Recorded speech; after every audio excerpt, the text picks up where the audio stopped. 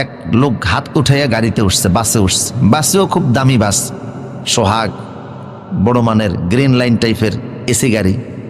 উনি উঠার পরে কই যে ভাই উঠা তো গেলাম, আমার একটু সমস্যা, আপনাদের গাড়ির ভিতরে কোনো টয়লেট আছে নাকি? কন্ট্রাক্টর কয় বোকা কোথাকার, বাসের ভিতরে টয়লেট থাকে? কয় যে আমি একটু আগে বিয়ের দাওয়াত খেয়ে আসছি, আমার নিম্নচাপ শুরু হয়েছে। কন্ট্রাক্টর বলে যত নাম্বার নিম্নচাপ হোক গাড়ি থামানো যাবে না একেবারে কমলাপুর না যাওয়া পর্যন্ত। তো ড্রাইভার কইটা এমন করে কা চালাইতে আমার গাড়ি ডিস্টার্ব হয়, এটার পিছনে পাঠাই দে। ড্রাইভার মনে করছে বমি টমি করবো আর কি, পলিথিন 4-5টা ধরাই দিছে। উনি পিছনে গিয়ে দেখে মাশাল্লাহ সিট 4-5টা খালি আছে। যা করে আল্লাহ পলিথিনের ভিতরে আনলোড কইরা ভাবলে এমন পলিথিন যদি গাড়ির মধ্যে রাখি যাত্রীরাও গালিগালাজ করবে, আর ড্রাইভার আর হেল্পার তো 14 গোষ্ঠী উদ্ধার করবে।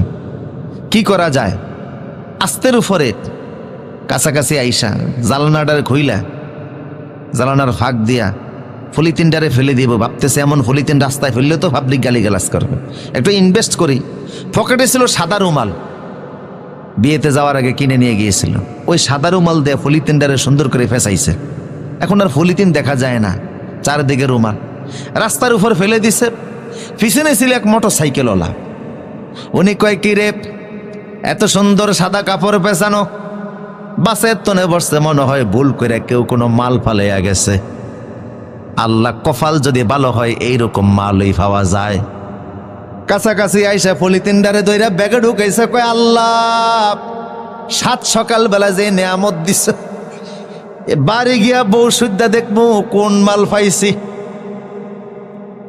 লোভ আমাদের এখন এত বাড়া বাড়ছে, রাস্তার পায়খানাও নিরাপদ না। এত বেশি করে খাওয়া, মনে রাখবা প্রত্যেকটা খানার হিসাব দুনিয়াতেও হবে আখিরাতেও হবে।